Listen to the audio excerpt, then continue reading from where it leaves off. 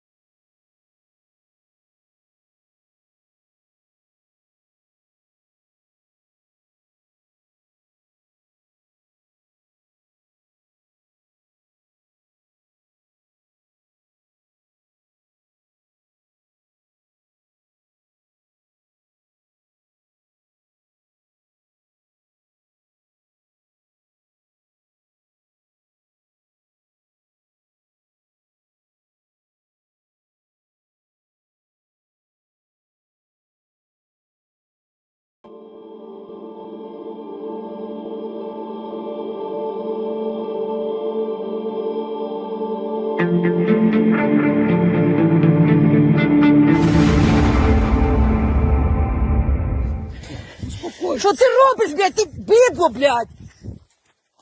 Долбойоби! Що? Що перестань, блядь? Що перестань? Ви питали документи якісь? Що спитали? Я купую машину, блядь! Що таке, блядь? Уроди, блядь! Документи, кажу, Де які документи на рибалці? Ти придурок, блядь! Воронів себе! Пусти! Правжуки, блядь, сказала. Уйобки, блядь. Сука, блядь, на вас таке, що війни треба. Підараси.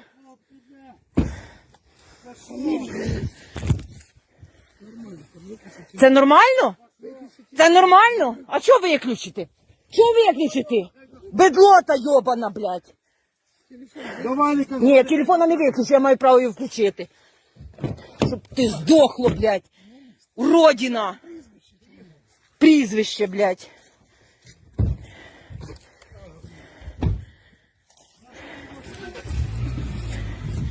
Підараси! Пиздец. If we will have such long distance weapon from the United States, we will use it. Against Moscow? We are not terrorists. Even our people, for today, they hate Russians because they began the war and they killed us. But all our people understand that we don't need to attack civilians. And they attacked the Prime Minister's office. Yeah, they attacked.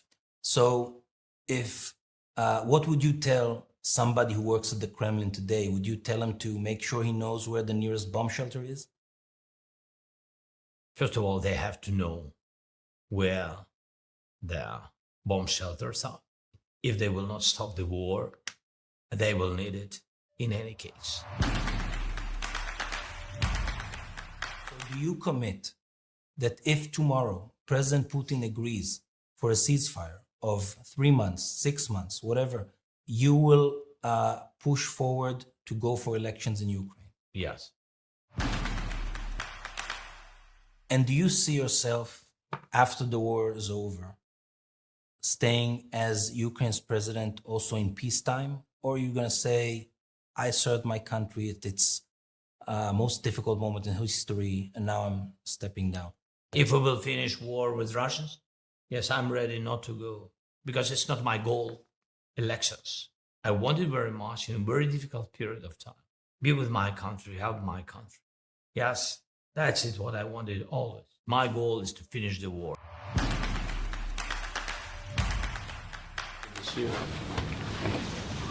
Thank you so much. Thank you for this meeting, team, and of course, we're very happy that today we will resume our diplomatic relations.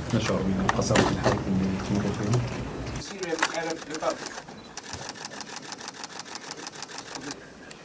Said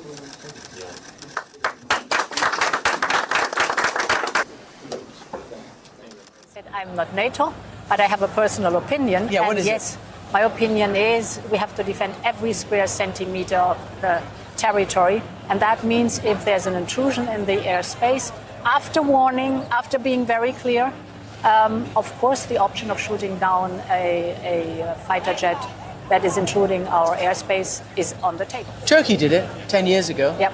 And didn't suffer consequences necessarily. No, and it's a principle of NATO and Article 5. So What's taken if you so long?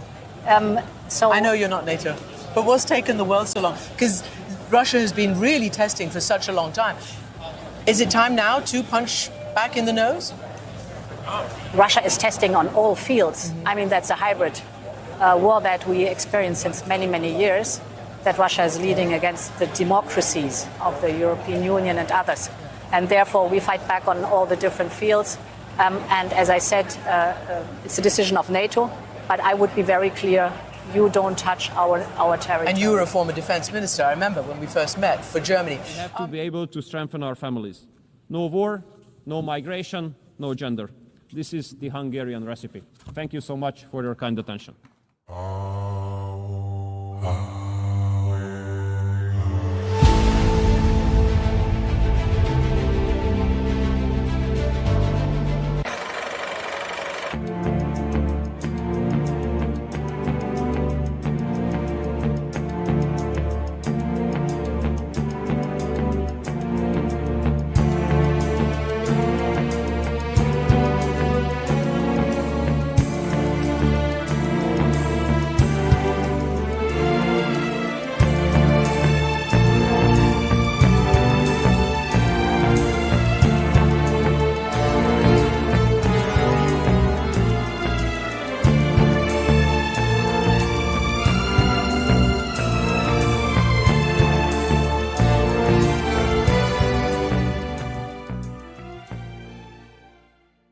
Welcome back to the SCIF. I appreciate you coming on today. A lot of news. We've been up all night, as usual, working all these problems. The warmongers are going to warmonger, and they're warmongering today in Europe and Ukraine, especially, also in the Middle East. We're going to talk about that today. We've got Colonel Rob Maness coming on in the second segment, and in the second hour, I've got Tom Teague coming in to talk about the financial market impact and what's going on with the Fed, rates. I want to talk to him also about renewable energy because that is an issue that is up front and center after Trump's speech at the UN, where he basically called out the scam that is called climate change. We also have a big story this morning, Rumble, who we've had a difficult relationship with. You know, we were kicked off pretty much every Silicon Valley channel in 2021 due to our reporting on Ukraine and the elections primarily, then the vaccines. We pissed off a lot of people. About a year ago, well, actually for about a year, our Rumble channel didn't grow. I mean, we were getting people signing up and the number just didn't change. And it went on for about a year. And I started complaining and they ignored us. And then we put up an article, which you can find on cdm.press, and we'll talk about that in a minute. But all of a sudden it started growing again after we put the article up. And then we grew pretty nicely for the last year, 5 to 10 a day or so. And it started stopping again about 2 weeks ago. Followers getting removed. We'd add 2, remove 10, that kind of stuff. And then the last 48 hours, our videos are not processing. So I don't know what's going on at Rumble. I don't know if the guys in suits and blue ties showed up and explained how the world actually works to Rumble or not. But we've got a problem with Rumble. So we actually posted a YouTube video yesterday of our Georgia show to try and get the video out to people. So, but you saw Zelenskiy pushing his long-range missile idea to strike Moscow. We're going to talk about Trump's statements yesterday on Ukraine. Rob Maness and I will dig into that. We're going to dig into all of this, a lot going on. And I want to say hello to the crew. Thank you for joining us. You're cleared hot in the chat. Always love the engagement. It's been great lately. Please sign up, or not sign up. Please check out whatfinger.com, one of our best aggregator sites. And that way you can see all they do, which is pretty good, I think. And they post a lot of our content, so we want to help them out. So wetfinger.com, check it out. After you use cdm.press 3 times a day, we really need the traffic. Please check out the site, put it in your daily scan, morning, noon, and night, and click on some of the articles and send us those clicks. We really appreciate it. A lot going on. Today is September 25th. I'm your host, Todd Wood. This is your mission brief. Drones shut down Danish airport. The drones are back. Remember those in New Jersey, the flashing lights overhead? That's happening again, except this time in Denmark. We'll talk about all the details there. Armenian opposition murder. This is big. Trump just had the Prime Minister Pashinyan in the White House with Azeri President Aliyev, and they signed a peace deal. Well, the opposition leader, one of the primary winners in an election to Pashinyan, was just murdered in cold blood in Armenia. Another attack on Christian good governance we'll discuss. Candace is talking about disclosures, and she's talking about it with on the Kirk shooting, that the person on the roof was not in the outfit the FBI said, that he was in tactical gear, and that he had a much lighter weapon than the alleged .30-06 that was used. So maybe that explains why the bullet didn't tear off the guy's head. Of course, the spine of steel narrative is nonsense from the FBI and from Turning Point. And there's a lot more to come here. She's been pretty out front on this, and we're going to continue to follow what she puts out because she's been right so far. The Zelenskiy clown show continues in Europe, with Zelenskiy saying he wants long-range weapons to strike Moscow. The Europeans are all behind it. And Trump says he may be behind it. We talked about that yesterday with Pete Blaber on Ukraine SITREP. I'll dig into it with Rob Maness today. And Tucker is focusing on alien activity. I don't know if you saw his piece with Schellenberger last night. And the first half was pretty normal, free speech, et cetera, trying to rein in the social media companies that the Republicans and the Democrats are trying to do so that they stop this narrative of truth-telling that's going on. But then Tucker went in pretty heavy into alien activity, spiritual activity, et cetera. On the back end of that interview, we'll discuss and maybe play a little bit of it later in the show. But, wow, so much going on. We'll be right back. We've got Rob Maness, Colonel Rob Maness, coming shortly. Stay with us.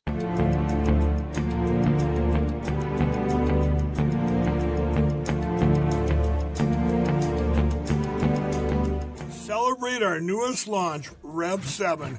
I'm bringing you an amazing introductory offer, plus an exclusive overstock sale that you're not going to want to miss.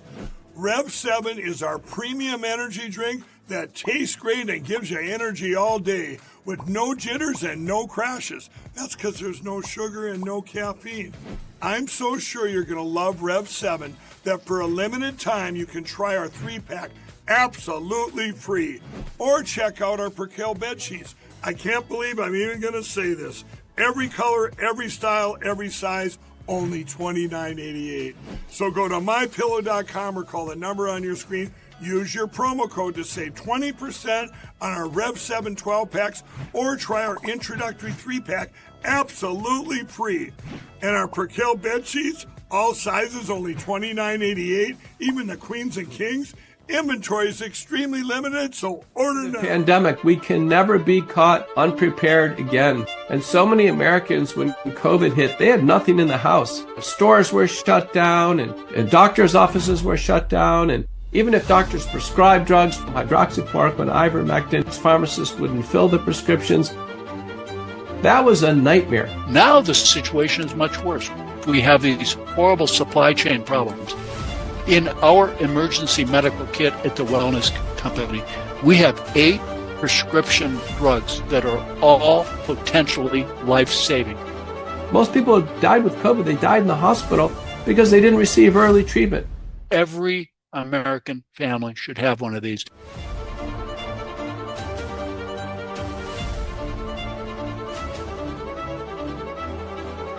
I can tell you the Wellness Company kit is the answer.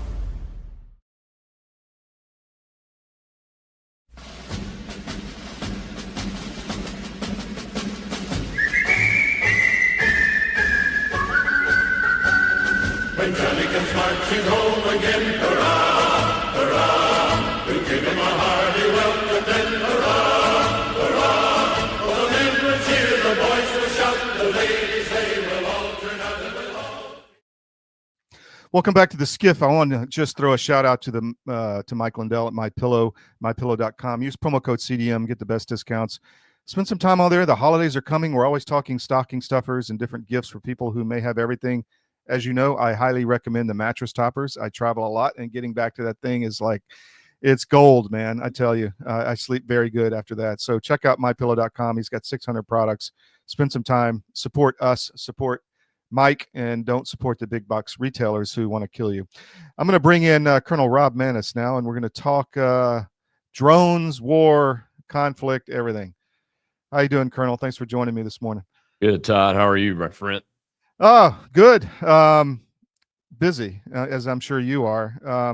You've been on a lot of good shows lately, man. I've been tracking. Yeah, thank you. So, what's going on with this? I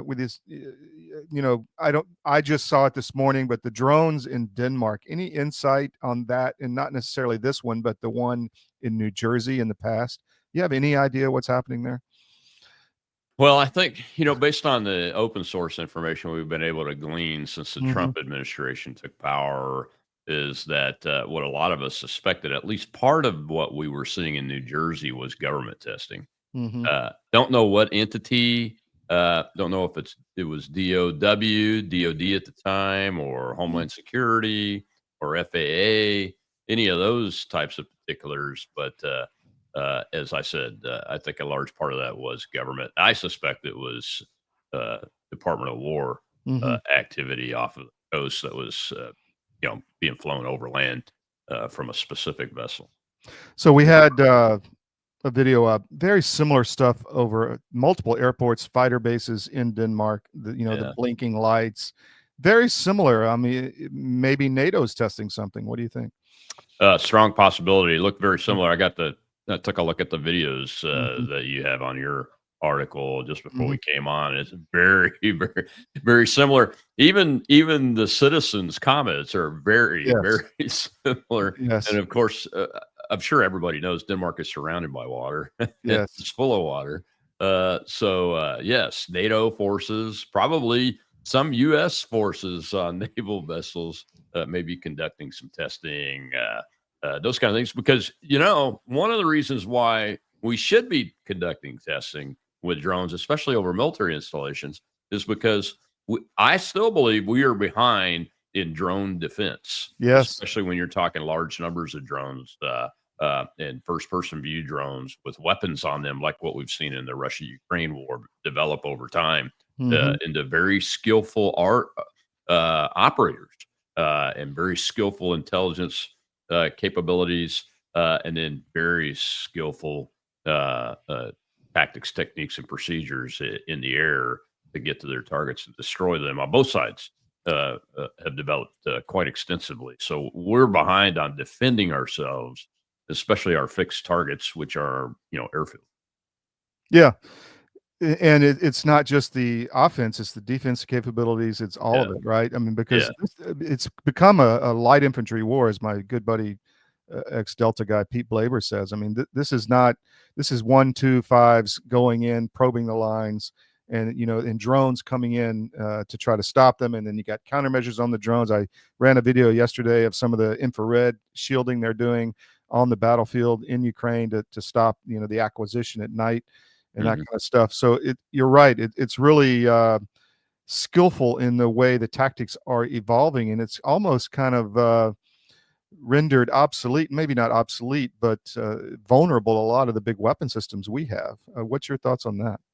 Extremely vulnerable. I mean, look, you don't have to look very far to find the videos and the still photos of Abrams tanks burned out on the battlefield, Chieftains, Leopards, all the vaunted battlefield armor type actions have been devastated by this drone activity. Now both sides continue to evolve their defense tactics, and to get back to the Denmark thing, that we have to do that kind of testing. So I'm hoping, there's no hope is not a course of action, but I'm hoping that our educated guess that this is some type of our side's government activity is actual testing for drone defense and those kind of capabilities, because we've got to get it done, especially on these fixed targets. because you get hit by a mass of drones on surprise attack type thing. Hmm. Hmm.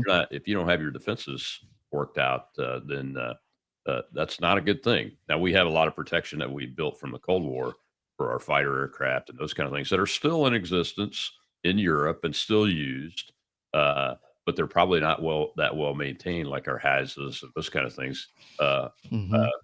I would expect that the air forces, the NATO air forces, are all on a big program to get those maintenance items taken care of and get them back up to full combat readiness, because that can help with light attack, devices like drones and those kind of things. Yeah. I've always wondered that there has to be some kind of like panic button for an infantry guy on the field if he sees a drone coming. Maybe some kind of light EMP device that just like zaps any electronics within a 20-foot range or something like that. Yeah. I don't know. Have you seen the new tech with the fiber optic lines that Yes. these guys are flying these drones with? Yes. I mean, that kind of takes your EMP jammer concept and sets it aside. Now they can't all use those, so having a multi-layered self-defense capability for an individual soldier, I think, is important. Yeah. I would hope that we have some type of that. I don't have any access to classified anymore, but that would be prudent to have some small device that could be directed at EMP shield Yeah. at a moment's notice. But the IR defensive gear is also really evolving Yes. into being very effective too. And I've seen some light man portable devices that are very rapidly, installed at Mhm. the individual level that Yeah. have been developed. So, I mean, there's two right there, two defense capabilities for soldiers right there. What do you think of Zelensky and Trump's recent comments? I mean, Trump came out and said, and I'll give you my take first. I think he's just trying to put pressure on Russia, and I don't think he really means it. But what are your thoughts on Trump's just comments yesterday, and then the response from Zelensky saying, "Yeah, we're going to use those long-range weapons"? Yeah. Zelensky's response shouldn't surprise anybody. Yeah, yeah, yeah. Now Trump, some people have bit off onto it. That there's a couple of influencers, Mhm. not you, not me, not Bannon. Mhm. The kind of folks that our little circle here that I pay attention to. But there have been some folks that are wringing their hands saying, "Oh, Trump's turned on us," because most people voted for Trump because he promised to get us out of war, Yeah. especially Yeah. the Ukraine-Russia war, because that's the biggest threat kinetically to United States forces and to the Yeah. United States itself if it were to Yeah. go awry on that. But I agree with you. I don't think he's flipped. I think he's trying to put pressure on Vladimir Putin, on Mhm. Russia, and quite frankly, I think there's another attempt here, and that is to put pressure on the European countries Totally. that continue to buy their oil from Russia through various means. India does a lot of does the refining for things like diesel fuel. I don't remember if we talked about it on your show or not. You may have been the one that told me about it, but apparently 15% of Ukraine's diesel comes from India, and that's all refined Russia oil. So I think there may be a side tactic here to try to get the European countries, especially like Germany and the Eastern European countries that are now in NATO, to stop Yeah. helping fund the enemy that's been declared by them, or the other flip side to that is get them to throw up their hands and say, "Well, Russia's not that big a deal. We're not worried about them rolling over Western Europe," which we really, in truth, are not. Yes, exactly. But so there's one of those two angles might actually have an impact in this whole thing. But yeah, I think it's primarily to put pressure on Russia, to message to President Putin and his team that, hey, the United States is serious about the peace deal. It's time to get off your butts and let's get this going, because nothing good's going to happen from here. Unfortunately, though, nothing's changed, Todd. True. Russia continues to grind out, gaining territory, even if it's inch by inch. They surrounded the village this morning. There you go. Yeah, yeah. There you go. And there's really not a darn thing that the Ukrainians can do about it.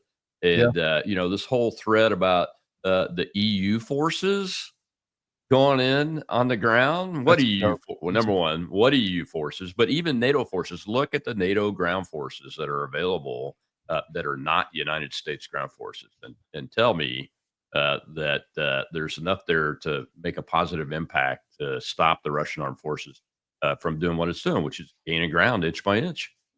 The oil thing, and well, it's really the sanctions. It's brilliant. Trump said, "Okay, I'll sanction Russia. I'll shut their economy down, but you go first." Yeah, It's exactly. like, once you do it, then I'll do it. Yeah. And of course, they're not going to do it. And of course, Hungary and Mhm. Slovakia, especially, are going to keep buying Russian oil because that's their whole economy. Although they're not, so involved in the war as the others. But I was talking with a friend the other day, and 30,000 kids a month or men a month are being killed on the Ukrainian side. I don't know how you sustain that, man. I mean, and then that's like the whole UK army in 2 months.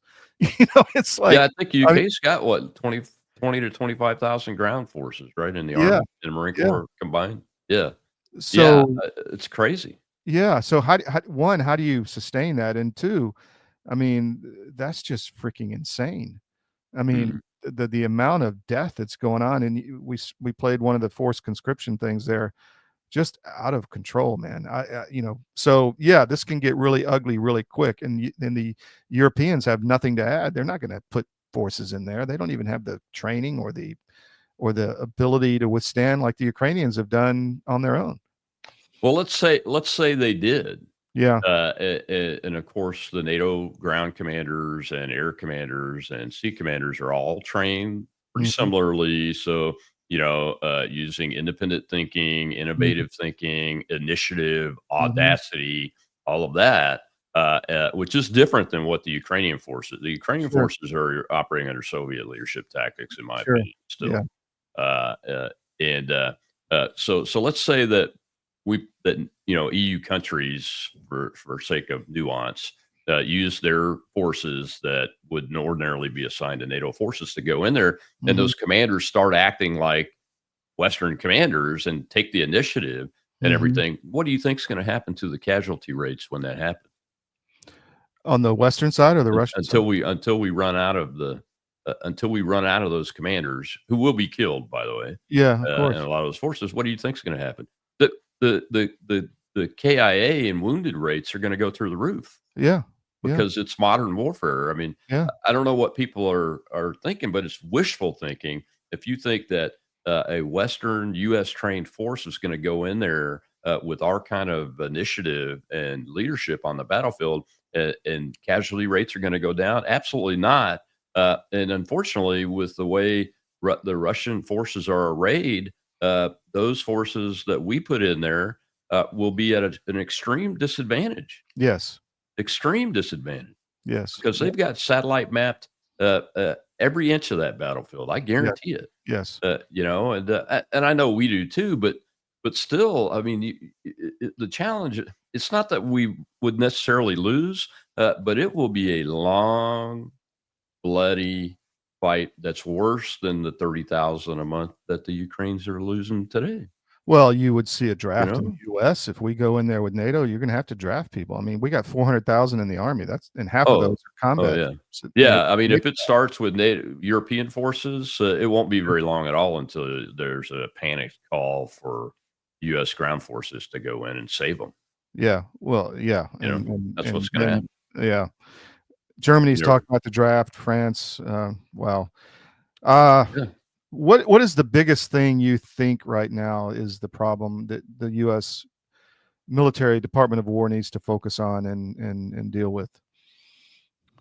Uh, Sorry to put you on the spot, but I mean, no, what do you think? no, it's internal actually. Yeah. Yeah. We have seen since Charlie Kirk's public execution, we've seen Mhm. thousands and thousands of people in the active guard and reserve forces in uniform celebrating the fact that an American citizen was publicly executed for exercising a basic right like freedom of speech Yeah. and peaceful discourse.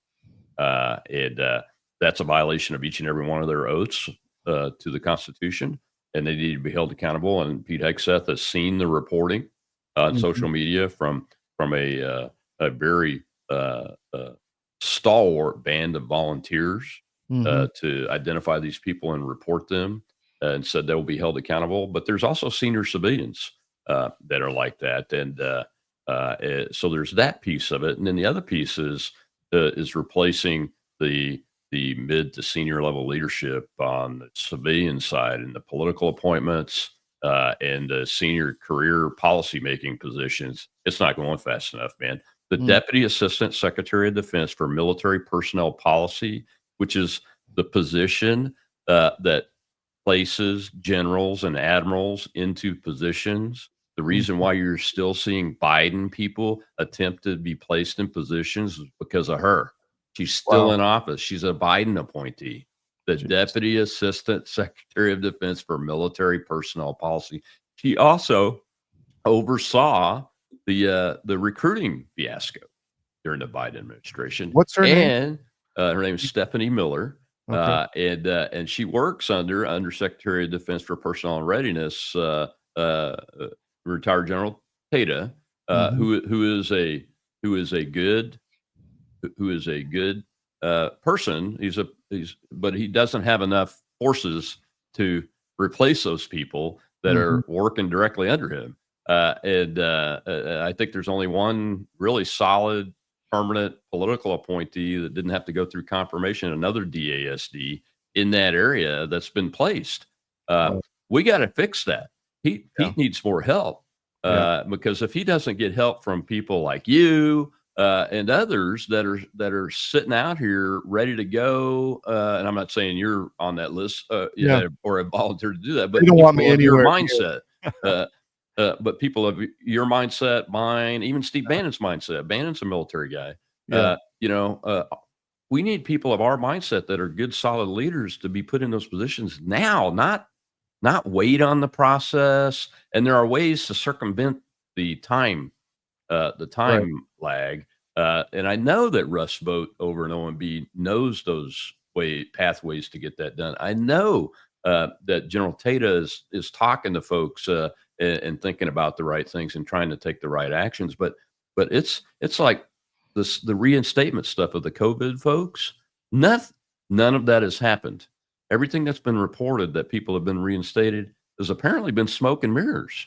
Well, I had and it's still not happening. I had Tom Rimper on recently, and I guess there was a big call with Lohmeyer and Hegseth where they said they're going to form a commission to make that happen. But my question was, okay, great, you get those guys reinstated, but all those people who, exactly as you said, are not doing what they should do should be removed immediately. That should be, if you're not doing what he said, then go, Well, the problem is more difficult than that because they are making the appearance of trying to do what he said, but they're using the system and the bureaucratic gates that have to be opened to subvert and resist the orders and slow that process down to a point where it's almost at zero.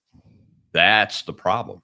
That they're making the noises and everything about it and giving that impression on the surface. But below the surface, the right things are not happening. And when the right things do happen, then the very next thing that happens at the individual level is the wrong thing happens again, and it slows the process back down. I hear about it every single day from somebody that's in that process where they get good news, and then within 24 hours, oh no, here's the next bad news gate that you got to get through, and we're going to insist that that every bureaucratic I and T are dotted and crossed, and that's not the way that's going to happen.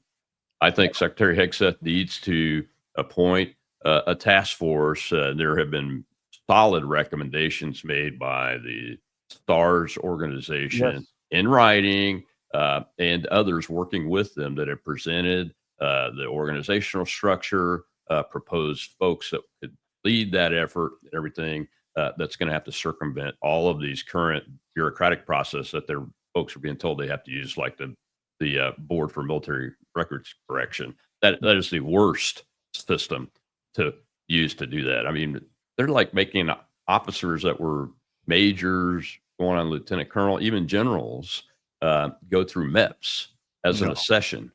Yeah. Military interest processing stations, guys. That's where we bring our boots in Yeah, As pure civilians, and do the medical and mental evaluations, physical evaluations of them, and they're making these senior people and mid-level people that had careers in the military go in and go get their through head that shaved process. So and all that stuff. I don't know if they're getting, but they have to go through the MEPS process, which is a different set of standards Yeah. than the standards used to re-enlist somebody or re-up somebody in an annual physical, for instance. And just that little thing right there is causing massive wait times. That's unfortunate. You mentioned STARS. You know, I noticed, and I won't mention names, but I noticed that a lot of the people that were involved in STARS got really upset over the Charlie Kirk assassination and kind of the reaction to it in the military. And I think maybe that STARS has been fantastic, but some of the people there have been still like, well, I want to do this the right way. And, you know, but I think it kind of ripped the mask off for some of those older guys. Like, you know what? This is a real Marxist insurrection. They want to take down our country. Have you felt that from some of the STARS leadership? I could be getting the wrong impression. That the mask is off, the they're blindfold's like off now. That they're more like reinvigorated Yeah. and more of an more aware of actually what's happening, and it's not just you know a bureaucratic issue that has to be dealt with. It's I've sensed that. I've sensed that too. And they're right. Welcome to the party, guys. Yeah, no kidding. Yeah, no kidding. You know, I mean, we're all collegial when we work together and everything. And like you, I work with them. I've been on their board of advisors for a while now. You know, sometimes a population of people just aren't ready to take the step that may be necessary in a situation because they can't see it. And no matter how much people try to tell them, there's not enough people that can see it to sway that. And that's the way human activity works. And it really works that way in the Pentagon, as you know, and in the military quite effectively. That's a good thing in a lot of ways, because that's how we had a military up until now that was not partisan. And those kind of individuals were ferreted out by the system. Unfortunately, that's been turned on its head. And I think that most of them are seeing that now, because Charlie was put on the board of visitors for the Academy, Air Force Academy. That was the trigger.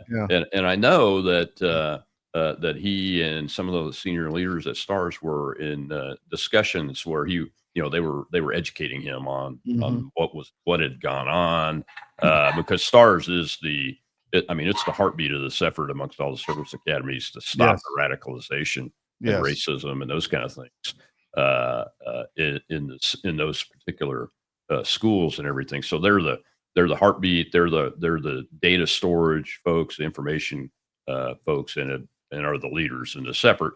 So I'm glad that they were engaged with Charlie personally. I watched part of his activity in the first Board of Visitors meeting, which I don't know who the great person was. I don't remember who they said who it was in a call I was listening to not too long ago, that one of the individuals got the meeting live streamed. I don't know who pulled that off, but good on them. Then they taped it and then they took it down, right? Yeah, I think so. But Charlie, the feedback that I got was that he was paying attention, like the admissions colonel that was in charge of the DEI crap was in the room briefing. I think they all saw that, and I think he was aware of that too. So so they were getting close to him, and that will help lift that bill. Well, I've said it many times. I think Charlie had a lot of effective venues or vectors, and it wasn't just the Christianity or Turning Point thing. It was like the USAPA Board of Visitors appointment, and he was making real change there. And he was threatening a lot of people. Hopefully at some point we'll know what happened, but it wasn't just what we see on the media. It was other ways he was being effective. And, so very effective. I pissed off a lot of people and some of the older, I guess, people and gentlemen and stars because of some of my articles early on, because I just saw what was going on, and I'm like, guys. And General Bishop called me the guy with a knife in his mouth, and I'm like, well, I mean, sometimes you got to shock the senses to get stuff out. But anyway, What about Iran? I'm hearing a lot. It's the chatter is growing on another type of action in Iran from Israel, and Trump's made comments. We'll do it again. I mean, what do you think is the future there? Well, from a purely targeting perspective, Mhm. anybody that's done bomb damage assessment Mhm. those and has done targeting of a system of systems and those kind of things knows that it's very difficult to destroy every single node of a system. Mhm. And what we obliterated was the system overall for their development of nuclear weapons. But the question still is unanswered publicly anyway. Mhm. I'm sure the U.S. team uh, has the knowledge of exactly what wasn't destroyed in their nuclear weapons development system, working with the Israelis, because the Israelis are in there. I mean, they've got a human Yeah. network that's very effective, obviously, and that's what we're relying on, I believe. Mm. Because John Brennan had all of our human networks pretty much killed Yeah. while he was in office, and so I don't say that lightly. But so they are aware of what we didn't hit, totally obliterate, and I'm sure there is some capability that the Iranians look. They're smart. They're not stupid. They've got all these scientists that have been working on this for years and years and years. Uh, uh, that they took some type of protective measures for something in the system that they could restart their effort with, Mhm. and whatever that is, whether it's the the enriched uranium amount or a small amount of it because they dispersed it, you know, Mhm. they're going to take that core of whatever they were able to save and restart their program. Yeah. And you can't go on. I think the Iranians said yesterday, yeah, we're at 90% enrichment again, and blah blah blah, and the idiots at the at the UN's organization, the International Atomic Energy Commission, backed them up and said that too, and all that stuff. But you can't rely on none of that, in my opinion, is valid. Yeah. All of that is propaganda for one reason or another. So what I'm guessing, educated guess, is that the president and his team have the facts as best can be known by any entity post that first strike.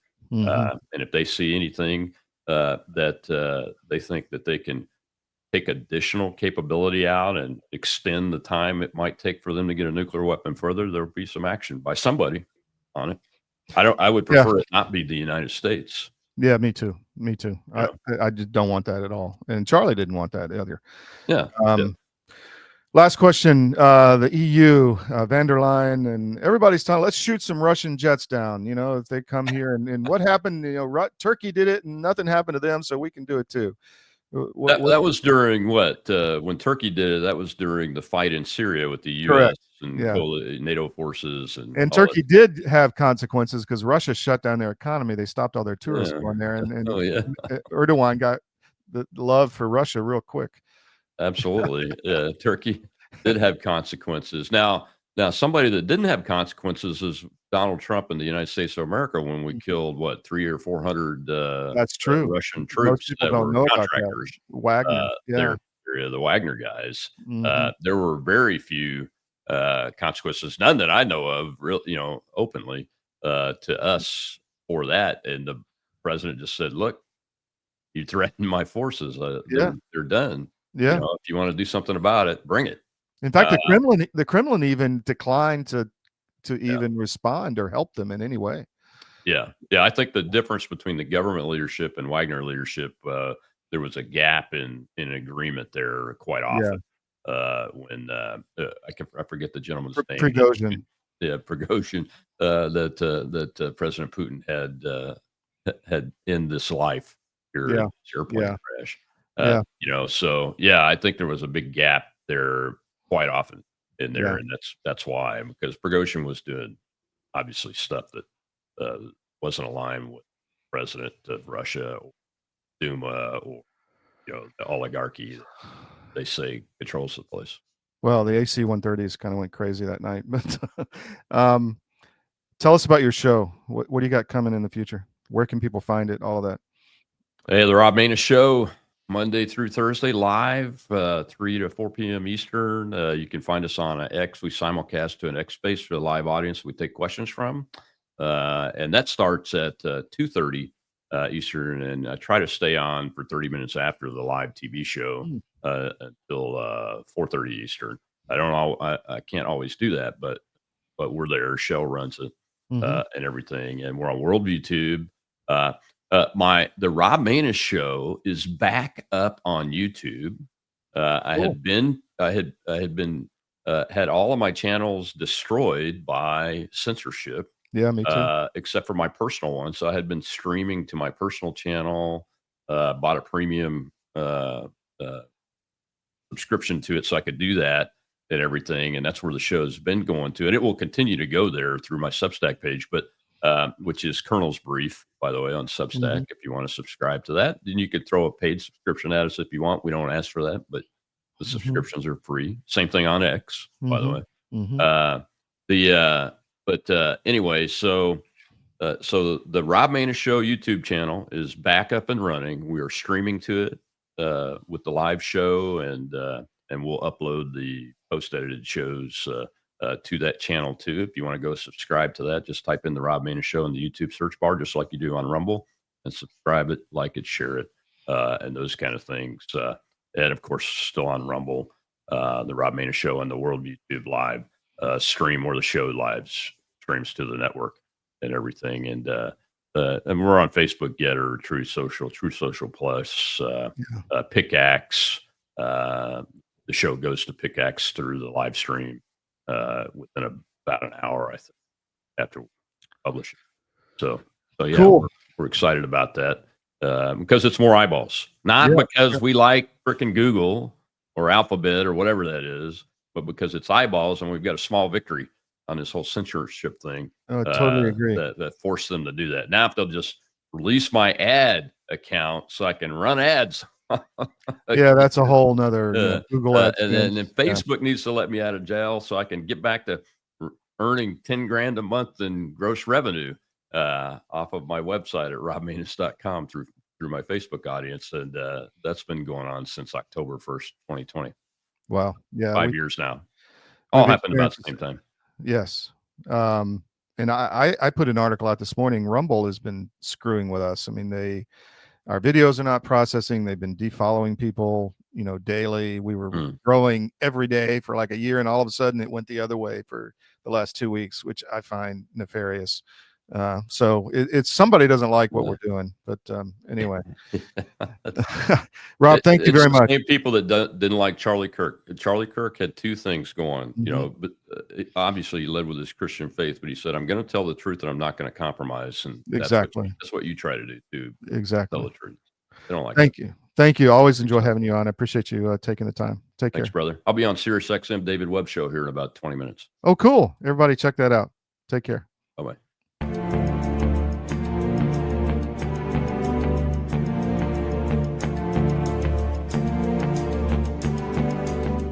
Well, in the case of hydroxychloroquine and ivermectin, these are two medications that have been FDA approved for use in humans for decades. They are very, very inexpensive. Interestingly, available over the counter in almost every other country other than the US and Canada.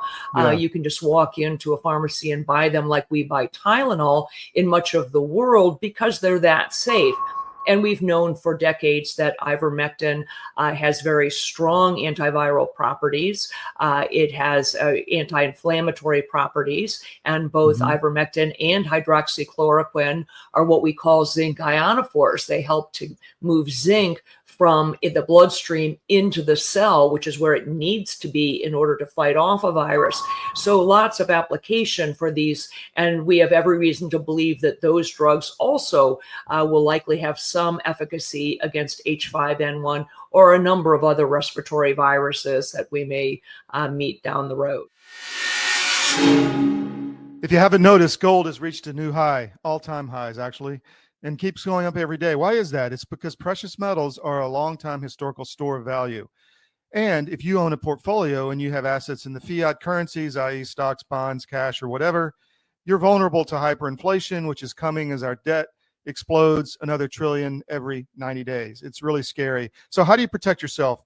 Go to Advisor Metals. If you look on any of our cdm.press sites, about halfway down, there's an ad for Advisor Metals. Click on it, fill out the form for your contact info, and Ira Bishotsky will contact you and talk to you. It's an easy conversation. There's no sales pitch. He's completely verified by us. He has a regulatory background we've checked into. We've checked with his bankers. We've checked with his IRA custodians for metals, and we can highly recommend Advisor Metals and IRA. So go to Advisor Metals. If you call them directly, tell them we sent you at CDM, and he'll definitely take care of you. But protect your portfolio because you really need to. It's coming. Thank you.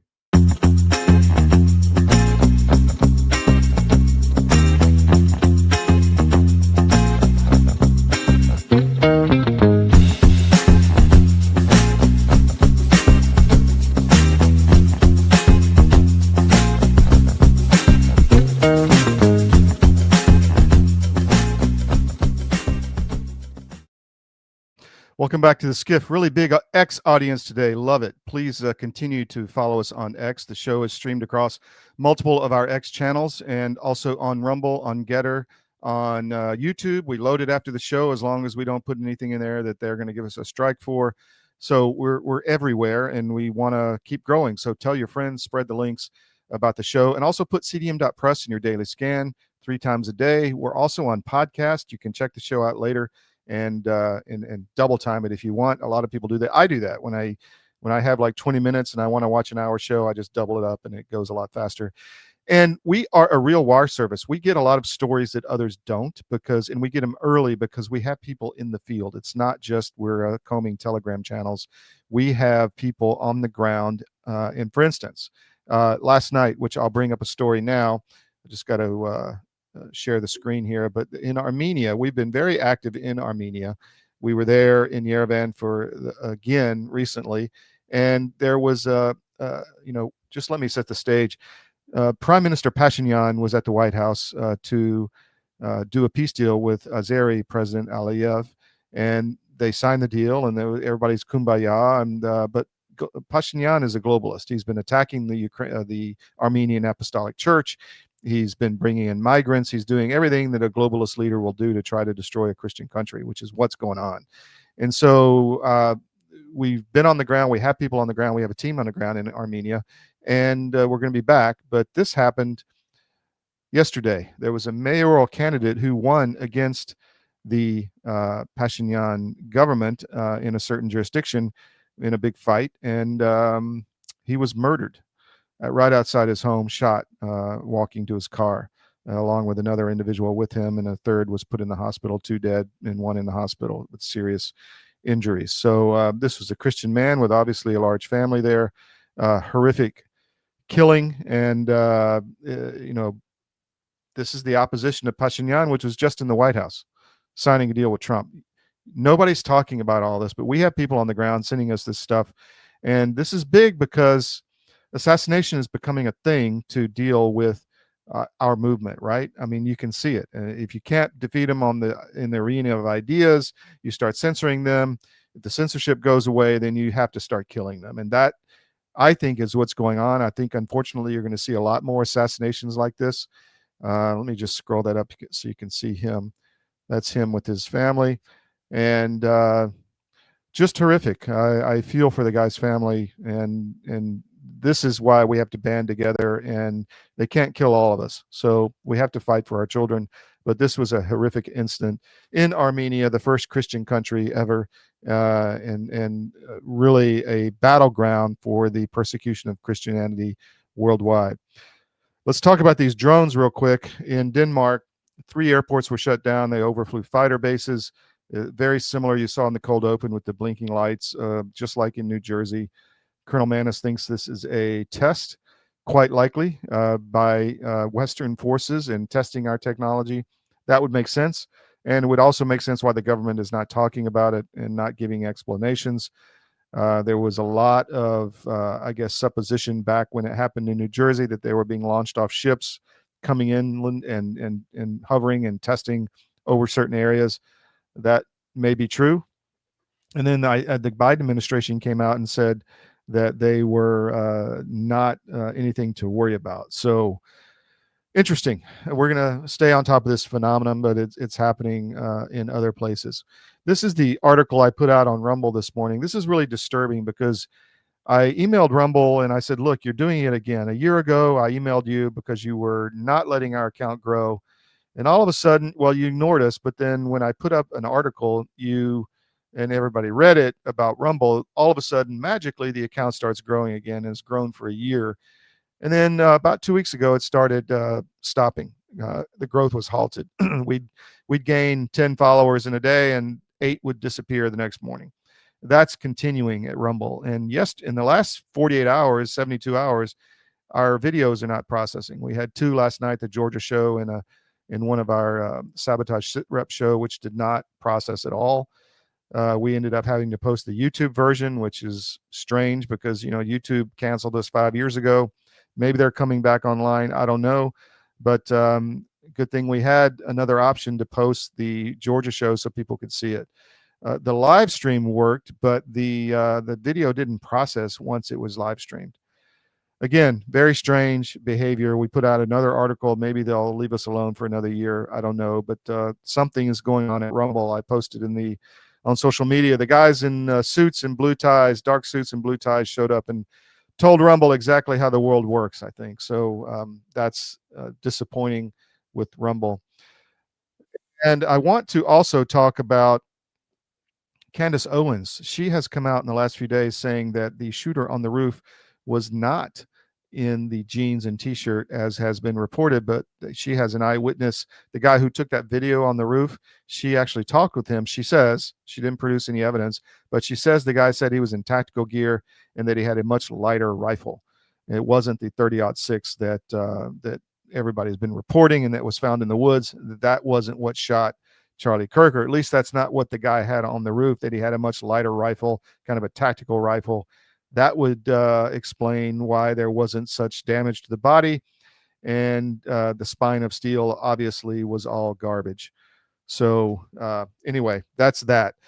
We're going to take another break. I'll be back with Tom Teague. We're going to talk markets, a lot to talk about, so stay with us.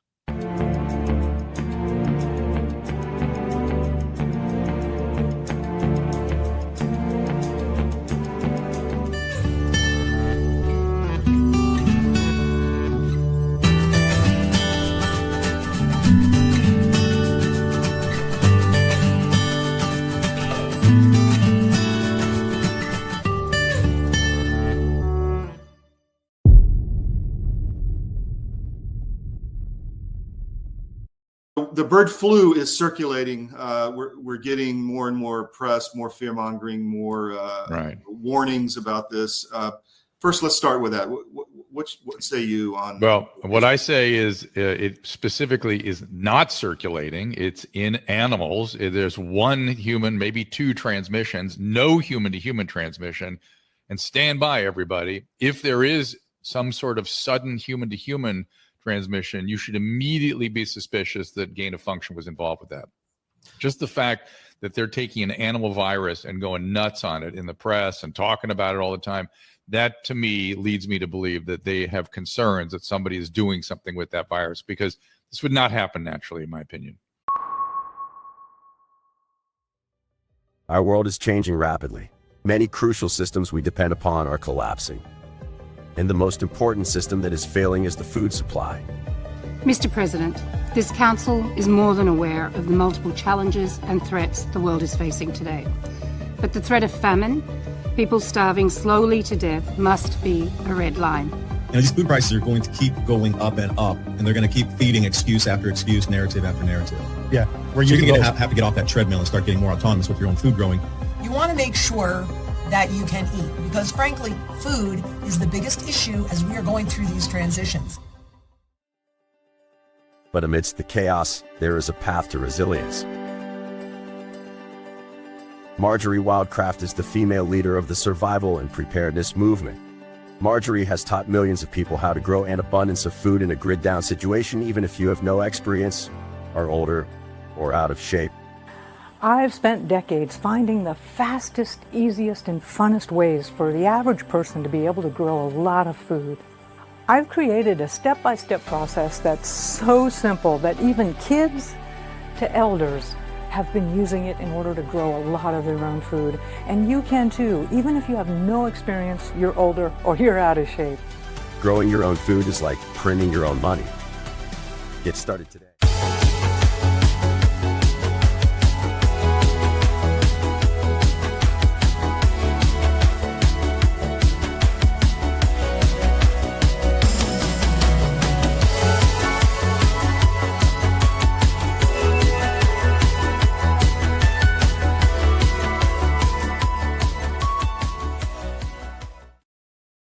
Welcome back to the SCIF. We're going to talk markets now. I'm going to bring in Tom Teague.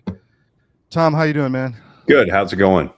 We're busy. How's Alaska? Phenomenal. It's a great place. I spent 3 years up there, man. It's absolutely off the charts phenomenal. Wonderful place. What do you? Let's start with the Fed.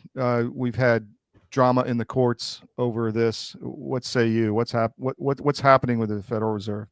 Well, I think we're getting, gradually we're getting, more influence from the Trump administration. This guy Miran, who's come in, he's actually one of the few with a real economics degree from Harvard, PhD from Harvard. He's definitely a very dovish guy. You can look at the Fed as independent. Or you can look at them as just a vehicle for the sort of elites to control the country. And I'm in the kind of latter camp. Yes. I think that I talk to a lot of people in bonds, and, my past career, I was involved in fixed income as well. A lot of people just don't really understand what's going on, and they make up this stuff that, like, if the Fed cuts rates, it's going to be bad for bonds. And the reason that we backed off, in my opinion, from almost breaking 4% in the 10-year when they cut rates is because now there's a question of maybe the economy is a little hotter, and you've got a few of the guys like Goolsbee, who's one of the left guys that I actually do respect. But he's like, we're in no hurry to do this. I think we are in a hurry to do it. I think, the Fed needs to stop being a central planning place and get back to neutral and make their job to look at the different sort of extremes of what can go wrong. And I think, you're definitely seeing it with these unemployment revisions that the numbers, the job numbers are a lot lower than what we anticipated. There's, a lot of signs that the economy is potentially, like, heavy trucks are starting to slow down the purchases of heavy trucks. So the economy, outside of like everything that's going on in AI, the economy is not doing phenomenally well, and the market discounts things really quickly. So the market's at highs because the expectation is we're going to have more rate cuts. I think that Trump's going to get his way, and I think they're going to sort of like push these guys to cut more. In the last meeting, Miran, who's the new guy, he was the only one who dissented and wanted 2 rate cuts. And so, he's getting a lot of flack for that. And he was also part of the White House before. So he's like the first guy to be appointed that has like dual employments with the president. But I think he's seeing things the right way. And if you look at Bessent and what he's talking about, or Bessent, he's, he thinks that we should be a lot lower too. And that's really what the block is for this economy really expanding. And that's the only way out of this. And if you look at like the global markets, the reason the bond markets are selling off is we've gotten to this place where people are realizing that MMT, modern monetary theory, is not working, that governments can't just centrally plan things and spend money because it robs the private sector of things. It's called the Scully curve. And it shows that, when the government's spending all this money, it takes money away from the private sector. So that's changing. People are realizing that there are no growth prospects in Europe, and Europe is totally screwed. And Japan, same thing. Japan's not growing. So like their bond markets are starting to react. And the only way we can get out of this vicious cycle is to really get the economy going and lower rates. Yeah. So- Well, what do you think about the economic data? I mean, it was all rosy under Biden, which was fake, and now it's low. Do you think it's real? This coming out of the government?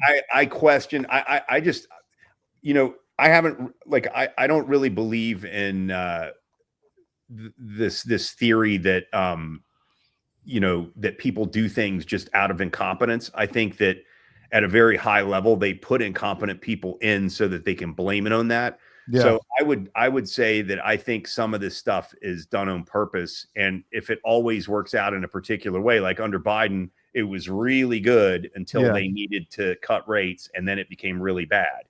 And, I sort of believe that that they've done the same thing with Trump. They've tried to make the numbers look stronger for longer so that they could hold off. I mean, look, just to be honest with you, I think that the Fed, the composition of the Fed, was more interested in causing a economic slowdown so that Trump loses the midterms. Yes. And the Democrats take over again. And I think that they've got to defeat that. I think that Trump and Trump's own it. I don't think they're working in the best interest of the people in this country under any situation. Of course. Well, Lisa Cook may be one of the examples of incompetence, right? I mean, what does she know about running a global economy? Nothing, like literally nothing. It's mind-boggling. And when you see, I'm sure you've seen like these recent interviews of Kamala Harris and her book. I mean, it's just to think that person almost got a shot at being president. I mean, the incompetent people that we have in these agencies making decisions, it's just mind-boggling. And the Fed is something that should, if it's independent, it shouldn't have people like that. It should have qualified people who know what's going on. And we just have a bunch of partisan people. I listened to some of Powell's speech, or he was giving like an interview 2 days ago, and the guy was sitting there talking about like equality, forced equality. And I just think the guy's like, he's been there, he's done his stuff, he's wrecked everything that he's touched. And I think it's time to get some new blood there and have people that are really focused on the U.S. growing, because we have an opportunity, like Trump says, and like Besson says, to have a golden age. And, one thing I think that's key, and it's starting to make its way around, and we've spoken about it before, are these stable coins. And the impact of the stable coins, a lot of people are trying to say it's not going to be impactful. There's like 22 trillion in M2, which is like basically, the money that's in banks that's very short term. And not all of that's owning treasuries. If you force people into stable coins, it's going to create a huge demand for treasury bills to use as stable coins. And this could be a game changer for our financial system. And you can already see like a lot of countries like China and Russia are very opposed to it, because they know that our weakness is our debt. And if we can monetize our debt through having stable coins backed by treasuries, that allows us to deal with that debt and monetize it. And it is a real game changer. Like, that's why they're complaining, right? Correct. You didn't hear a word from them until that started. And they're like, look, the Americans are trying to, lay off their debt on the world. Well, yeah, we are. That's correct, because we basically pay for everything. But I mean, it is a game changer because it uses like treasury bills as currency, and that's not currently done. A lot of, and I've had discussions with people about how much is it really? Well, we have about 7 trillion in short-term bills, and we have 22 trillion in M2. So it is a big number. And if it's 10% of that, if it's 20% of the 20 trillion that ends up becoming part of this as a result of the stable coins, it is monumental in terms of the movement of yields. Well, we talked about Lisa Cook being incompetent. Well, I mean, she's told what to do. She's just a placeholder, right? Correct. I mean, it's not like she has any say and like is going to make a judgment. I mean, she probably, I mean, I don't know this for a fact, but the way that this stuff usually works is someone gives her a call and says, this is how we're thinking about this. How are you thinking about it? This is what we think should be done. And then, a few months afterwards, maybe she gets a speech somewhere. She gets paid a few $100,000, and I may be completely wrong. Maybe she doesn't give any speeches, but that's how it works generally. Yeah. So Yeah. I don't believe that a lot of these people who are not qualified are not getting calls from somebody telling them how to think and what to do. Totally agree. So you think we could crack 4% on the 10-year? That would be huge. I think we can. Short term, we've backed off about 20 basis points or 16 basis points. So, I think what's going to have to happen is we're going to have to see, sort of some further, we're going to have to see inflation sort of stabilize a little bit around these levels. I don't think it needs to go down to 2% for them to cut rates again. But guys that were around saying that tariffs are going to be some huge impediment and cause inflation are starting to, throw in the towel on that. So I think that's, as that continues, people will realize that, our treasury market is cheap. And the other thing that I think is going to happen is as our economy starts, if they can get some of these rates through and the economy starts growing and there's not inflation, it's just going to sort of work automatically. And like as the stable coins, as this progresses, it's going to force people into the longer end of the curve as well, because the shorter term yields are going to go down. So that's, there's a lot of people out there that are arguing that the Fed cutting rates is just going to make the treasury market, like the bond market, sell off. It's just not the case. Yeah. It sells off when people start worrying that there's not going to be enough cuts. Yeah. Yeah. They're always behind too. Yeah.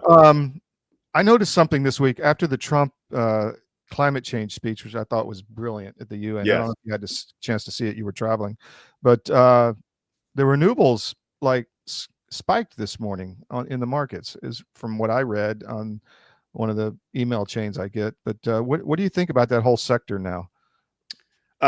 Well, I haven't focused on that. It could just be a bounce. I mean, a lot of the stuff that I've been looking at are a lot of these like small modular nuclear reactors. Yeah. And that stuff's kind of sold off today because it's getting a little bit, overbought, but there is an energy shortage. And if you look at, one of the stocks that I've mentioned before is Peabody Energy. It's a coal company, BTU. That thing's gone from like 13 to like, 25. And, I think people are realizing that there is an energy shortage and that this climate, they closed down like recently, like a solar plant in the desert because it just wasn't working. And if you can't get a solar plant to work in the desert, that just tells you what you need to know. It's not efficient. It's just not, it's not the lowest cost. And so I just think generally energy is pretty scarce in this country. And for us to accomplish the goals we have in terms of AI build out and data center build out, we need a lot more energy. So maybe there's a bounce in some of these renewables just based on the fact that energy is scarce. Yeah. What else do people need to know about the markets? What are you seeing? What's interesting to you? Well, I think that, there was a big story going around a few weeks ago about how AI was all overbought and how, it was, we were very toppy. And then we came out with Oracle, and then we've seen, basically NVIDIA say they were going to invest in Intel. That was the other thing I wanted to mention. Like when this deal happened and Trump took a stake at Intel, everybody started freaking out saying, oh, this is him controlling the means of production, even though it was a minority stake in Intel. I think it was a really crafty thing these guys did, because we shouldn't be just giving out grants to these companies in that size that came from the CHIPS Act just to do whatever they want to with. We should have an equity stake and have some sort of like oversight to some extent. Although it's not a board seat. And Intel's done phenomenally well. I mean, Intel's at 33 and Trump posted a meme of him buying Intel at like 20 and it's trading at 30, right? Saw that. So that's great. And there's another deal that the government invested in. They were looking at like rare earths, and China has such an amazing like hold on that because they're operating at very low margins because it's government sponsored, that the rest of the world couldn't keep up. And that's what China does. They go in with government support. They do things at very low margins, and then they capture the market. And then all of a sudden it's like, this mercantilist thing they've got going. Like solar panels. Exactly what correct. Yeah. But, people like solar panels, I think people are getting that they don't really work. But They sold them everywhere, though. Yeah, They made correct. a lot of money. Well, they also bought off all the politicians, so the politicians endorsed it. You know, it was a complete joke, and they ruined their energy. Look at Europe. I mean, that's a great example how expensive Germany, energy UK. Yeah. So, you know, but I think what the government's doing is they're deciding, like, we can't just be sanctimonious and ideologues and say that capitalism has to work in only a free market sense. There's definitely areas that the government needs to invest in and needs to usher forward. And, you know, like this rare earth metal thing that they've taken a stake in, I think that's it's brilliant. And Intel, they're getting, you know, Intel to be a chip producer so that we don't have so much exposure to Taiwan. And the way to do that is to take a stake. And like now Intel's talking about, you know, doing something with Apple as well. So I think Intel is definitely one to look at. I think it's, you know, listening to how bearish people were on this and how everyone thought it was going to go bankrupt. And now the stock's like, you know, up 40%, you know, from lows. You know, I think it's moving in the right way. Wow. Yeah, that whole deal. I mean, I read an article this morning that China, although, you know, they're decoupling on the chip space, right? I mean, essentially what I read, and they may not be as advanced, but they're doing a more broadly, like, I guess, matrix of chips that they can have the same compute power. Yes. And they don't want to use our chips. There's going to be two main makers of chips. There's going to be, you know, NVIDIA, AMD, and then you're going to have Huawei doing a lot of this stuff. But I think, you know, one thing that sort of raised my antennas was China didn't want to buy the NVIDIA chips because they were saying that there were back doors. Well, if that's the case, then they're doing it, right? Yeah. They're doing it on their chips. So the free world's going to have a decision. You either go with the Chinese chips, knowing that China can screw with you, or you go with the West chips, you know, knowing that there's at least some legal framework to work in, you know? Yeah. So, and I think they're far enough behind us. It's not that I'm, you know, naive and think they're going to ever catch up. They will at some stage, but I think we've got a big enough advance right now. And I like what's going on in this space that, you know, NVIDIA's getting involved in OpenAI and they're helping each other to expand because, you know, I'm not a huge fan of Altman, but he made a statement. He's like, we have two decisions. We can either decide to educate the world with AI or we can try to solve cancer. But why not do both? And I think that AI is going to be a powerful enough tool that if we put enough money in it, it's not going to be like, you know, 2000 in the internet. And that's, you know, that's one of the things. Like, also, there's a lot of people saying that the markets are overbought and this like Case Shiller thing, like the PEs as high as it's ever been. 34% of the S&P are the Mag 7, and they all have an average like weighted revenue growth of over 20%. So and half of their over half of their revenues are to the rest of the world. So you can't look at the market right now in conventional terms and say that we're that expensive, because these companies in the US are pretty much monopolies globally. And there's no one even close to us outside of the US. I mean, we've got a huge lead. And I think the president understands this. I think the Treasury Secretary understands this. I think a lot of Trump's economic people understand how important it is for us to keep this lead. Did you watch Altman's interview with Tucker? Did you see that? No, I have not. Interesting, worth watching. I mean, he basically accused him of murdering that partner. Oh, yeah, I did see a clip on that. Yeah. Yeah. Fascinating to watch. Anyway, Tom, thank you very much, man. Appreciate it. Got it. Anytime. All right. Take care. Take care. Bye-bye.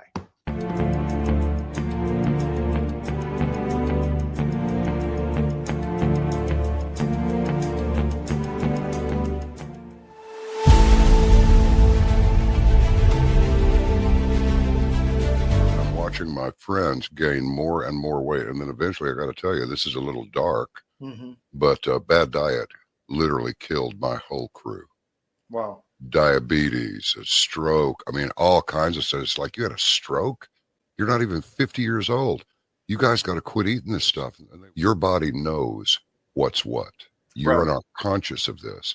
But that's why people will go to the refrigerator and they'll grab this and that and the other and put together this outrageously elaborate combination of foods. Your body's trying to reach balance. Unbeknownst to us, our bodies are always trying to reach homeostasis. You can't eat all of this stuff and expect to live a long time. And one thing led to another. And I went, forget this. We're going to make our own product. So we partnered with one of the world's top 3 biochemists where nutrition specific study is concerned. I said, all I want is the best nutritional and immune support product in the world. So we mixed it in yogurt. It's a powder. I got a bag of it here. I keep one on the console all the time, just so I can show people. Yeah. And it's a powder. Now, this is not candy. This is hardcore nutrition. And sugar is an enemy. And most people do not know that the reason these bellies are showing up on people all over the place, your body makes fat to store the toxins it can't get rid of. So it just puts them over here. But I can tell you this, you take this for 30 days and then lay off of it for 2 or 3 days, and you'll go, good grief, give me some more. Skin, nails, hair growing back. Cut yourself and it heals in half the time.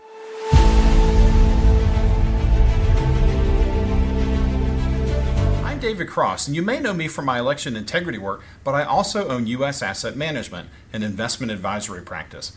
I've been an advisor for nearly 30 years, and one of the questions I get asked most frequently is, do I have enough money relative to other people my age? And while that's an interesting question, it's also the wrong question. The right question is do you have enough money to sustain your lifestyle for the rest of your life? This is a question you should know the answer to. This is what we do. Check us out at us-am.com and look for our big proud American Eagle logo.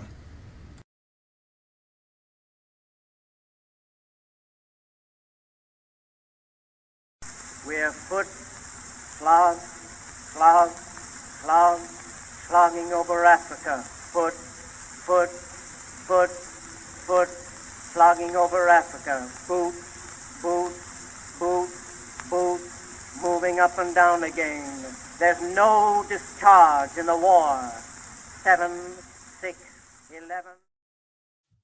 So we've been talking a lot about stocking stuffers for Christmas, and I have an idea for you. If you go to cdmnutrition.com, let me throw that up, cdmnutrition.com, you can see Nucleo Boost there. And if you get the subscription monthly, it's cheaper. But this is all you need for nutrition at the cellular level. We just saw the article with John B. Wells, developed by Dr. Waterman. I've used it. It gives us a lot of stamina.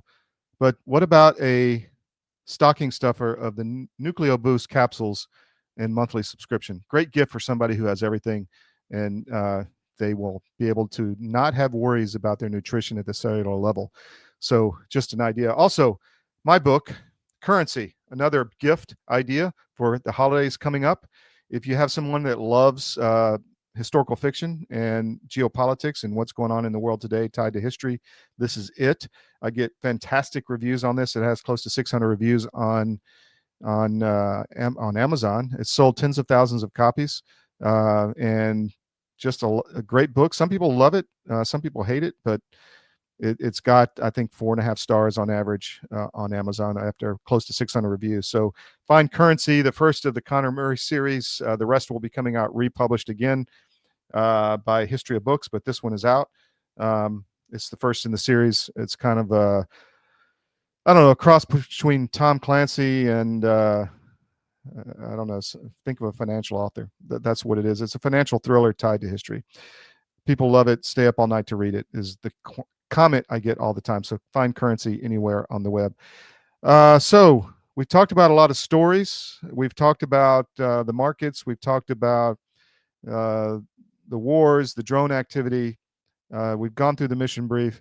I want to play a little bit of Tucker Carlson's interview with Schellenberger last night. I found fascinating. The first hour and a half plus was just about free speech and Section 230 and all the dangers of censorship and all that that's coming our way, which is all valid and true and needs to be discussed. But then Tucker got into the spiritual kind of alien being thing, and I found it fascinating. So we're going to play a little of this for you. I'd settle for real oversight rather than, Tom Cotton, who runs the Senate Intelligence Committee, is basically just an apologist for the CIA. There's no oversight at all. He carries water for the agency in ways that hurt this country. And I'm not exactly sure why, like, what is that? And I don't know the answer. People can speculate all they want. I do want to just go back and thank you for what you said. It's all true. It's true. Okay. Good. I haven't seen the I- end of it, but I saw the first part. It's amazing, by the way. No, It's no, really I'm not gripping, the talking whole about thing. our documentary series. I was just saying your analysis of CIA. I mean, how many people do you think in the White House right now know what the actual CIA budget is? You know, I'd be surprised if you could find someone. I've never met anyone who can even, they can't tell you because it's classified. And I assume supposedly the House and Senate Intel Committee chairman know what the full budget is, but I would be shocked if they actually did. I mean, it's its own country. It's autonomous. It doesn't have oversight. It doesn't have command and control structures. It just kind of does what it wants. It lies about what it does. There's no way to know for a fact. I mean, it's a separate government within our borders, just like they had in Portland, Oregon at the at the height of George Floyd. Right. But I just want to ask you about something that you said about the drone sighting or the lights in the sky over New Jersey last year, and so many sightings that it's really no dispute that it happened. The question is, what is it? And the president said that he would tell us. We've never heard. What was that, do you think? I don't know. And, they're having also very similar drone sightings now over in Denmark that actually shut down both Danish airports on Sunday. I mean, it's, yeah, I mean, and why can't we know about it? But what's your sense? I know that you've done a lot on this. I've talked to you off camera, just because you're one of the few people whose judgment on this I trust. There's so much deception on this question. I think parts of it, what's the term they use? It's an op.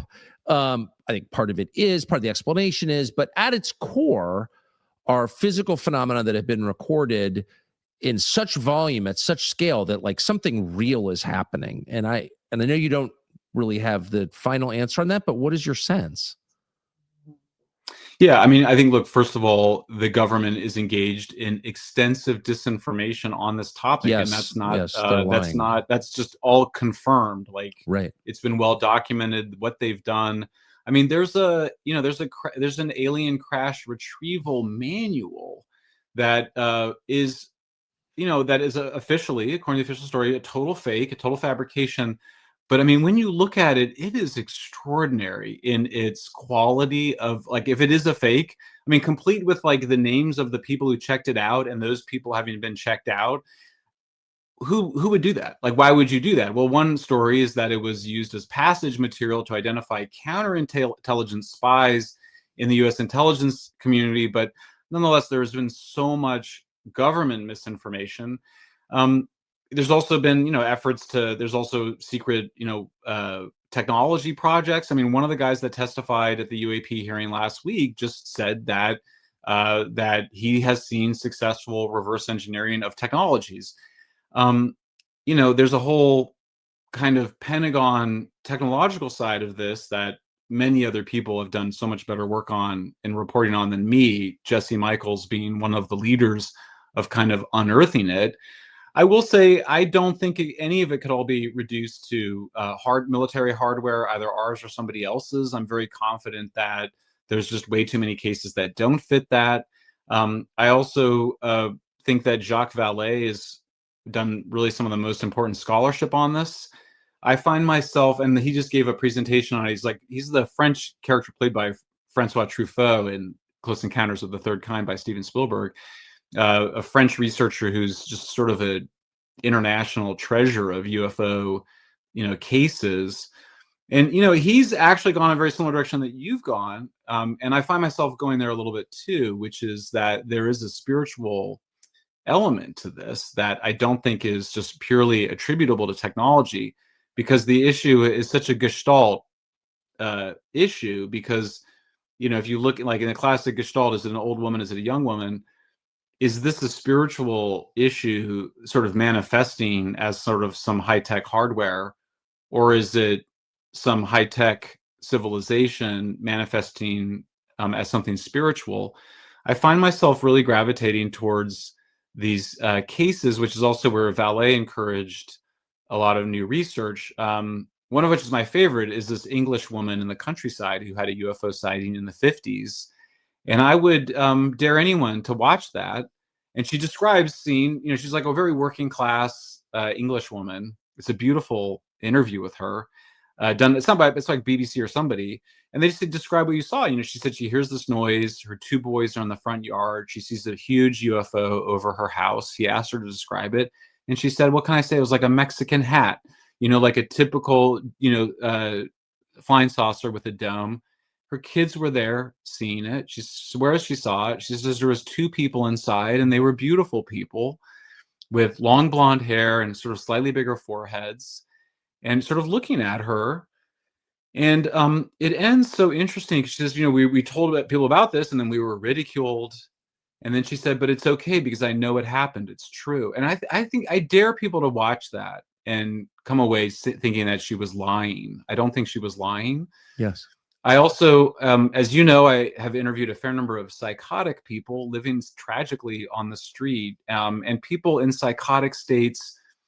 That's not the kind of story they tell. In fact, I have homeless people I've been interviewing that are meth-induced psychotic, and meth-induced psychosis, talking about aliens, and it's just a lot of word salad and garbled. It's like talking to somebody trying to explain a dream they had. It doesn't make sense. Yes.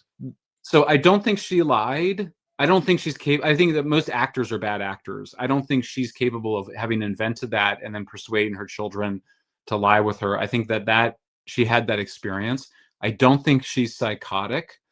I don't really know if anybody knows if those beings come from a different planet, or they're interdimensional, or they're spiritual, or if they have some other form and they're just manifesting and hologramming like that. I don't know. But I think that the conversation, thanks to, again, people like you and Joe and others, has just widened so that we can see just what a big lie it's been that science has really properly accounted for reality. Science Magazine did a survey of scientists, including natural scientists, and I think it was somewhere around 60 to 80% of natural scientists, I'm talking physics and biology and chemistry, were not able to replicate famous studies in their field. They admitted this in a survey, and then they would ask them, do you still trust your field of science? And they all said yes, but they can't replicate basic scientific experiments. They keep changing their mind on the creation stories at the Big Bang.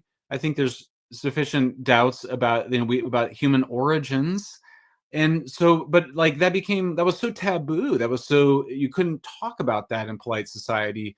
But I do think now we are able to have those conversations. And I do think it's really notable that at this political shift, there is, I think, a spiritual movement. I mean, I'm obviously really into it.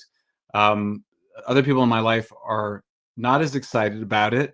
But for me, I think these experiences, the evidence, or the spiritual side of it, the government cover-up, are just huge areas that we should be doing so much more research and investigations and journalism on.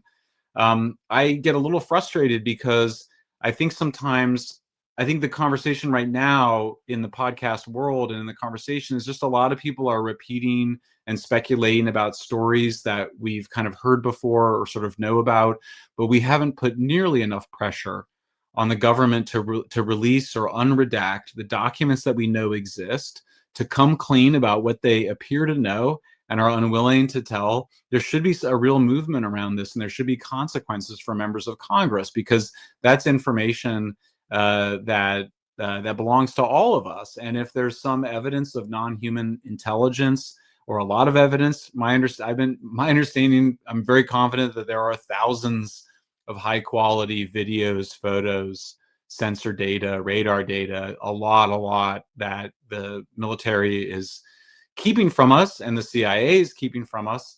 And we should be really upset about that. And I think that for me, I think that there's just been a lot of conversations where people go around and round about with the data that we know, but what we're missing is the fact that the government is sitting on so much more of it.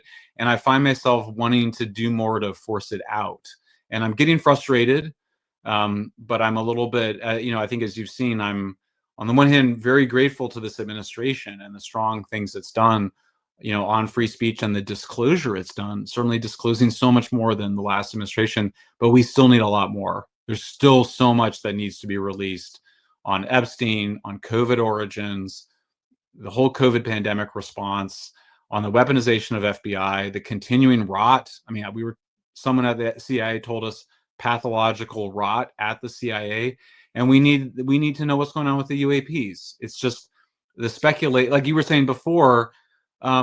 It would be irresponsible not to engage in conspiracy theorizing and speculation, given how little information they give to us. And if they were really so concerned about conspiracy theories and speculation and misinformation, then they should be releasing those documents. Well, of course, they foment conspiracy theories and race hatred because it's a distraction from what they're doing. I mean, when I was younger, living in Washington, and I began to understand that the government was systematically lying across agencies about a couple of things, probably a lot of things, but UAPs were definitely one of them. That became obvious a while ago. And I remember asking, like, what is this? And never getting a straight answer, except people would say, look, it's destabilizing. It would be destabilizing if the public knew, and like, who wants an unstable country? There's some things that people just aren't ready for, whatever the euphemism they use, but that was the explanation. As I got older, I began to, talk to other people and have other thoughts. And one of them was totally possible that the government really does have something to hide, is participating in things that people would not approve of or be shocked to learn. And all of that gets to a question that's never occurred to me till right now, but like, who named America's military headquarters after a pentagram? Like, who thought that was a good idea? And I know you've done a lot of research on that period, the war period. Like, what was that? Well, yeah, I mean, this is I haven't seen it yet, so I can't evaluate it yet, and I don't know a lot about it. But yeah, I mean, there's a real darkness to the whole area. Yeah, let's call the building that controls nuclear weapons the Pentagon. Huh? I mean, it's like right in your face, right? Or no? Yeah, I mean, I just haven't looked that much on it. I do know that like a lot of the UFO stuff is very tied in with the occult. Yeah. And apparently, Jesse Michaels again did a new documentary on occult. I mean, I'm not vouching if I don't know about it, but I like Jesse, occult behaviors within NASA. So very concerning. I don't know what it means.